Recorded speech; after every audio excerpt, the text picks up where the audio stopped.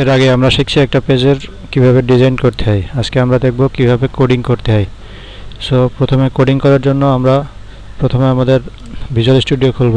Visual studio খোলার পরে আমাদের এই যে প্রজেক্টের এখানে এসে আমরা কয়েকটা ফোল্ডার অ্যাড করব। সো এই জন্য অ্যাড প্রজেক্টের উপরে রাইট বাটন চাপ দিয়ে অ্যাডে গিয়ে নিউ ফোল্ডারের নাম দিলাম ডিএলএল।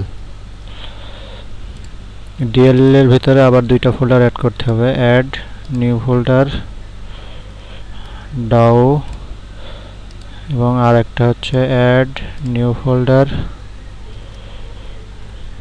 গেটওয়ে এবং আরেকটা ফোল্ডার অ্যাড করতে হবে, সেটা হচ্ছে অ্যাড নিউ ফোল্ডার, এটার নাম দিয়ে আমরা ম্যানেজার। এখন আমরা আমাদের ওয়েব কনফিগে যাই। ওয়েব কনফিগে ডাবল ক্লিক করলাম। ডাবল ক্লিক করার পরে যে কনফিগারেশনের ভিতরে ওয়েব কনফিগ করতে হবে, ডিবি কানেকশন, ডাটাবেজের নাম দিতে হবে। ডাটাবেজের নামটা হচ্ছে প্রজেক্টের নাম দিতে হবে,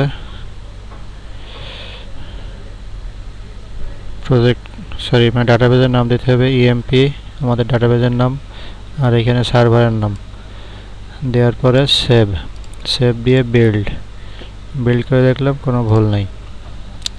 এখন আমরা আমাদের এই যে গেটওয়ের ভিতরে একটা ক্লাস নিব, অ্যাড ক্লাসটার নাম দিব হচ্ছে ডিবি কানেকশন।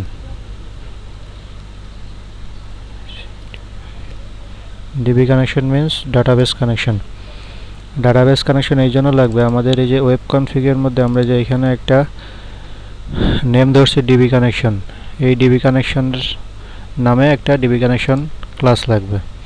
তো ডিবি কানেকশন ক্লাস করতে গেলে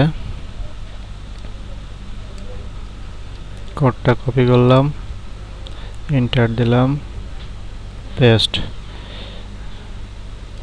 এটা জেনারেট করলাম, করার পরে আমাদের ডিবি কানেকশন ক্লাস হয়ে গেল। এটা বিল্ড করলাম, এটার কোনো ভুল নেই, এখন এটা বাদ। এরপরে আমাদের সবগুলা ফোল্ডারের ভিতরে একটা করে ক্লাস নিতে হবে, অ্যাড ক্লাস। যেহেতু আমরা এমপ্লয়ি পেজের ডিজাইন করব এই জন্য এখানে লিখব আমরা এমপ্লয়ি ডাও। একইভাবে গেটওয়ের ভিতরে একটা ক্লাস নিতে হবে, যেহেতু এমপ্লয়ি পেজের ডিজাইন করব সেজন্য এমপ্লয়ি গেটওয়ে অ্যাড। একইভাবে ম্যানেজারের ভিতরে একটা ক্লাস, তার নাম দিব হচ্ছে এমপ্লয়ি ম্যানেজার অ্যাড। আমাদের তিনটা ক্লাস নেওয়া শেষ। এখন আমরা যাব হচ্ছে ডাও ক্লাসের ভিতরে। ডাও ক্লাসের ভিতরে গিয়ে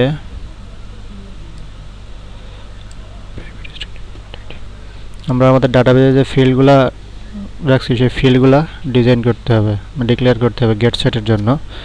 গেট করতে হবে আমাদের ব্রাউজারটা রান করার পরে আমরা আমাদের টেক্সট বক্সগুলোতে যে ভ্যালুটা দিব সেই ভ্যালুটা গেট করে সেট করবে কোথায়, ডাটাবেজে। তার কারণে গেট সেট করার জন্য ডাও ক্লাসের ভিতরে এসে আমরা আমাদের ডাটাবেজের ফিল্ডগুলো ডিক্লেয়ার করব। এর জন্য আমাদের প্রাইভেট স্ট্রিং আন্ডারস্কোর আইডি, তারপর একটা নিতে হবে private string employee name EMP underscore name, তারপর একটা নিব প্রাইভেট স্ট্রিং স্ট্রিট, তারপর আর একটা নিতে হবে প্রাইভেট স্ট্রিং সিটি। নেওয়ার পরে আমরা আমাদের এই যে ক্লাসটা মার্ক করব, মার্ক করে আলট্রা ইনসার্টে দেওয়ার পরে প্রপার্টিসে গিয়ে যে ট্রি ভিউ সিলেক্ট করলাম, সিলেক্ট করার পরে সিলেক্ট করলাম ফিনিশ দিলাম, আমাদের গেট সেটের কাজ হয়ে গেল। সেভ। এখন আমরা বিল্ড করে দেখি।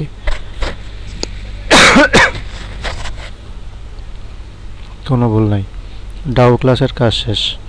এখন আমাদের যাইতে হবে আমাদের মেইন পেজে। মেইন পেজে গিয়ে আমরা যে বাটনের আন্ডারে কাজ করব সেই বাটনের উপরে ডাবল ক্লিক করলে আমাদের পার্শিয়াল ক্লাসে চলে যাবে, যে employee.aspx.cx। এখানে গিয়ে প্রথম কাজ হচ্ছে আমাদের ডাউ এবং ম্যানেজার ক্লাসটা কল করা। আমরা ডাউ ক্লাসের নাম দিয়েছিলাম এমপ্লয়ি ডাউ। এটা কপি করি,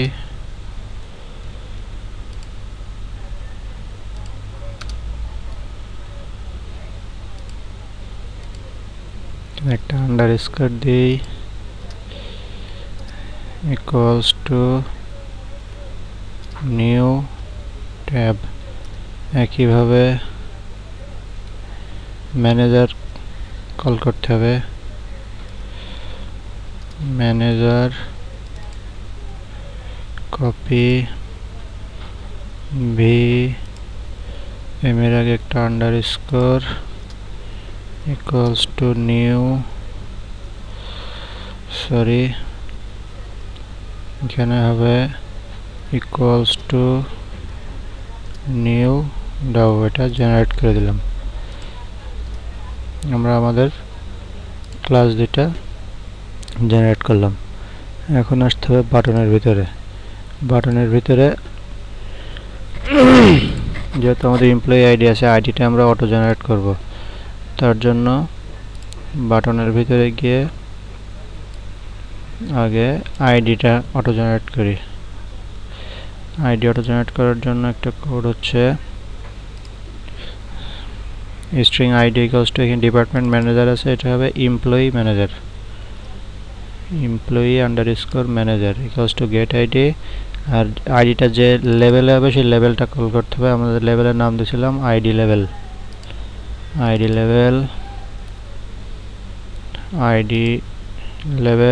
রেড।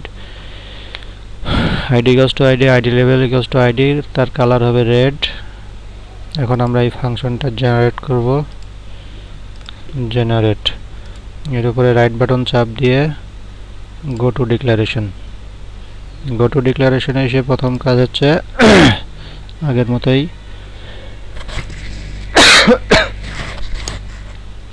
ক্লাস কল করতে হবে। আমরা যেমন আগে আমাদের ডাউ এবং ম্যানেজার কল করছি, এখানে গেটওয়ে কল করতে হবে। তাহলে employee এমপ্লয়ি গেটওয়ে, এটা কপি দিই, কন্ট্রোল ভি, গেটওয়ের আগে আন্ডারস্কোর দিলাম একটা, ইকুয়ালস টু নিউ, এটা জেনারেট করলাম। সেভ।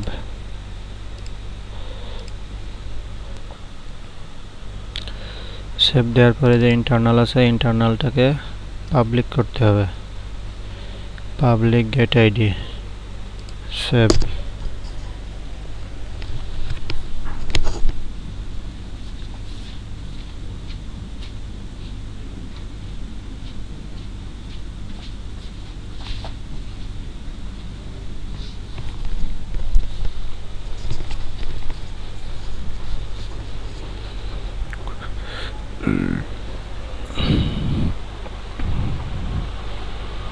সেভ করলাম।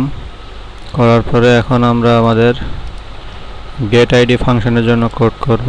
তার উপর রাইট বাটন চাপ দিলাম, দিয়ে এই যে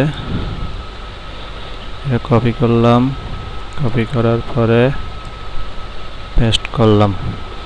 যেহেতু আমাদের এটা এমপ্লয়ি আইডি, সেহেতু আমরা ইএমপি দিই, কন্ট্রোল সি, কন্ট্রোল ভি। আর এখানে গেটওয়েটা হবে এমপ্লয়ি গেটওয়ে। একইভাবে এই ফাংশনটা জেনারেট করতে হবে।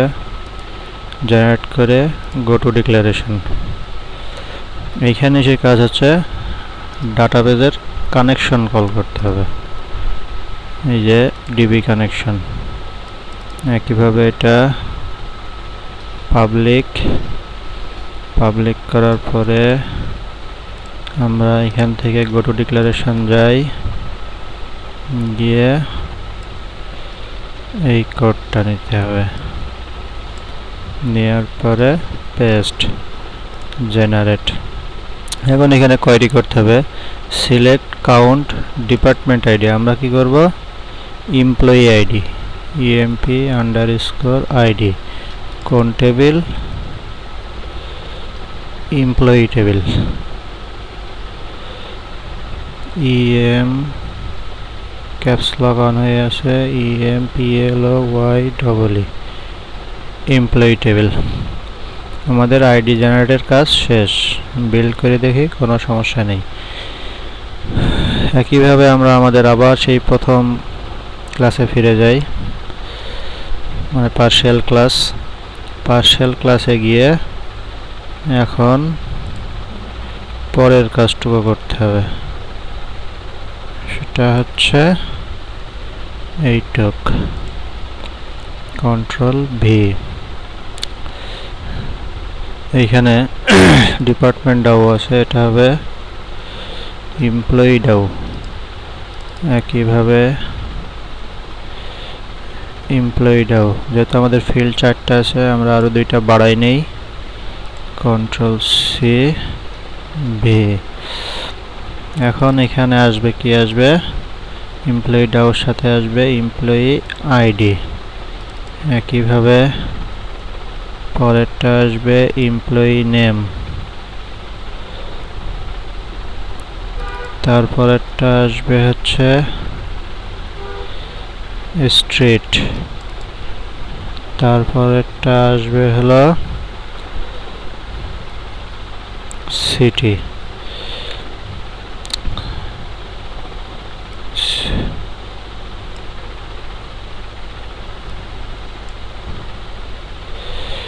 এখন আমাদের এমপ্লয়ি নেম টেক্সট বক্সটা কল করতে হবে। এমপ্লয়ি নেমের টেক্সট বক্সের নাম দিয়েছিলাম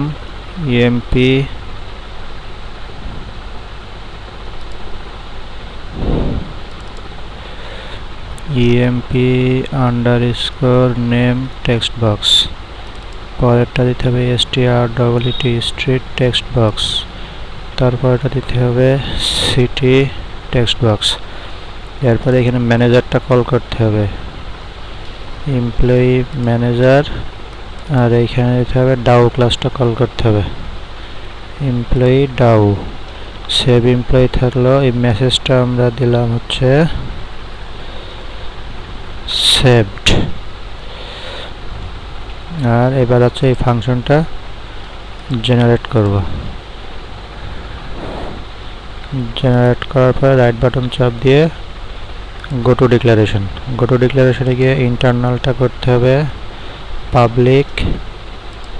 এমপ্লয়ির আগের এইগুলো মুছে দিয়ে এটা জেনারেট করলাম, করার পরে কোড আনতে হবে গো টু ডিক্লারেশন, এই যে এক লাইন, Ctrl+C পেস্ট করলাম। এখানে গেটওয়েটা আনতে হবে, এমপ্লয়ি গেটওয়ে, আর এটা এমপ্লয়ি ডাউ। একইভাবে ফাংশনটা জেনারেট করলাম, জেনারেট করে গো টু ডিক্লারেশন এসে ইন্টারনালটা করতে হবে পাবলিক। এর আগে ডাউটা মুছে দিলাম, জেনারেট করলাম।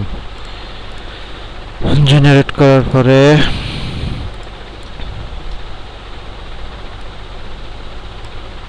Ctrl+C, এইখানে এই কোডটা পেস্ট করলাম। পেস্ট করার পরে এখানে এসকিউএল কোয়েরিটা দিতে হবে, ইনসার্ট ইনটু ডিপার্টমেন্ট ভ্যালুস। আমাদের টেবিল হচ্ছে এমপ্লয়ি টেবিল, তাহলে আমাদের এখানে দিতে হবে এমপ্লয়ি ভ্যালুস। যেহেতু 4টা আছে, 4টা ভ্যালু করতে হবে। এটা পেস্ট করলাম, আইডি, এটা হচ্ছে এমপ্লয়ি নেম, এটা হচ্ছে strwt স্ট্রিট। এখানে তুমি নিজের ইচ্ছা মতো তোমার যা খুশি দিতে পারো, সমস্যা না। এটা হচ্ছে সিটি। একইভাবে আমরা এখানে 4টা করতে হবে, বাড়াই নিলাম। আইডি এটা হচ্ছে মানে এখানকার এই নামগুলো আর এই নামগুলো সেম হইতে হবে। সেম হওয়ার জন্য কপি, স্ট্রেট গেল, কন্ট্রোল সি, সিটি সিটি। এখন এখানে ডাউ ক্লাসটা আনতে হবে। ডাউ ক্লাসের নাম কি আমাদের এমপ্লয়ি আন্ডারস্কোর ডাউ। এটা কপি করে পেস্ট পেস্ট পেস্ট। আর এটা কোন ফিল্ডের জন্য মুছে দিয়ে ডট দিই। এটা হচ্ছে এমপ্লয়ি আইডির জন্য। আর এটা হচ্ছে ডট দিই এমপ্লয়ি নেমের জন্য। এটা মুছে দিয়ে ডট দিই, এটা হচ্ছে স্ট্রিটের জন্য। এটা মুছে দিয়ে ডট দিই, এটা হচ্ছে সিটির জন্য। Control save. এখন আমরা বিল্ড করে দেখি, কোনো ভুল নাই। আপাতত আমাদের কোডিংয়ের কাজ শেষ। এখন আমরা প্রজেক্টটা রান করে দেখি। যেন ডিবাগ, হোম পেজ আসলো। এখানে আমাদের এমপ্লয়ি মেনু থেকে এমপ্লয়িটা সিলেক্ট করলাম, সিলেক্ট করলে পেজ আসলো। এখানে আমরা নাম দিই এমডি আব্দুর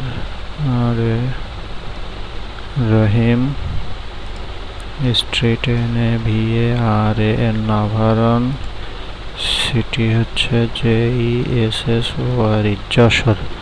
এখন আমরা সেভ বাটনে চাপ দিই।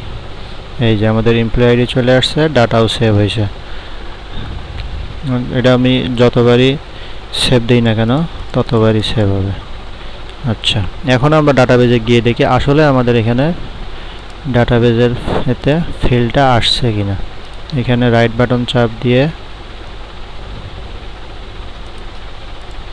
প্লাস আমরা এমপ্লয়ি টেবিলটার এই যে এডিট টপ 20 রোজ, এই যে চলে আসছে। 5 বার দিছি, 5 বার আসছে। এখন আমরা চাচ্ছি যে আমাদের ডাটাটা সেভ করার, আমরা যখনই সেভ দেবো ডাটাটা সেভ হওয়ার পর আমাদের টেক্সট বক্সটা খালি হয়ে যাবে।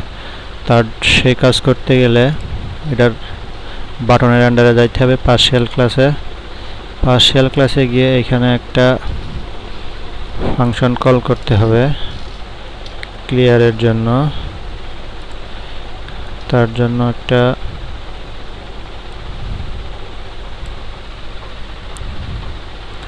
ফাংশন নিলাম আমরা, প্রাইভেট ভয়েড ক্লিয়ার। এরকম আমাদের যেহেতু 4টা লাগবে, 3টা ফিল্ড লাগবে, 3টা নিলাম। নিয়ে টেক্সট বক্সে কোন কোন টেক্সট বক্স ক্লিয়ার হবে সেই টেক্সট বক্সগুলো এখানে কল করতে হবে। যেমন 1 নম্বরে হচ্ছে আমাদের EMP underscore name text box. তারপরেরটা হচ্ছে আমাদের EMP নেম টেক্সট বক্স। তারপরে সরি, এটা হচ্ছে street text box, STRWT street text box. তারপরেরটা হচ্ছে সিটি টেক্সট বক্স। এখন এই ক্লিয়ার ফাংশনটা এই বাটনের ভিতরে কল করে দিতে হবে। কল করলাম, সেভ দিলাম, বিল্ড করলাম, কোনো ভুল নাই। এখন আমরা আবার আমাদের প্রজেক্টটা রান করি। রান করে আমরা এমপ্লয়ি পেজে যাই। এমপ্লয়ি পেজে গিয়ে আমরা আবার ডাটা দিই, দিয়ে সেভ দিই। সেভ দিলে যে আমাদের এমপ্লয়ি সেভ হয়েছে এবং টেক্সট বক্সগুলো খালি হয়ে গেল। এখন আমরা আবার ডাটাবেজে গিয়ে এইখানে রাইট বাটন চাপ দিয়ে এক্সিকিউট করে দেখি যে আমাদের 6 নাম্বার এই যে ডাটা আসছে।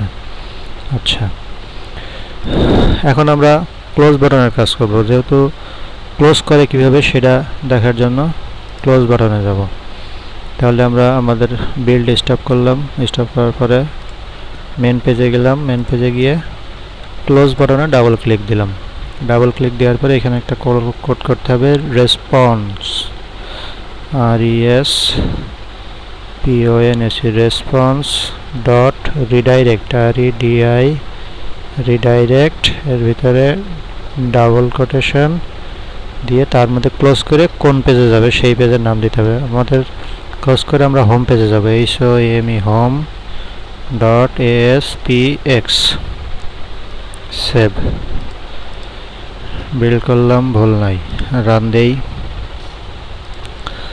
রান দেওয়ার পরে আমাদের প্রথম পেজটা আসলো। এখন আমরা এমপ্লয়ি পেজে যাই। এমপ্লয়ি পেজে গিয়ে দেখি ক্লোজ বাটনে চাপ দিয়ে দেখি আমাদের হোম পেজে যায় কিনা। ক্লোজ, এই যে হোম পেজে, ওই পেজটা ক্লোজ করে হোম পেজে চলে আসছে। এটা হচ্ছে আমাদের হোম পেজ।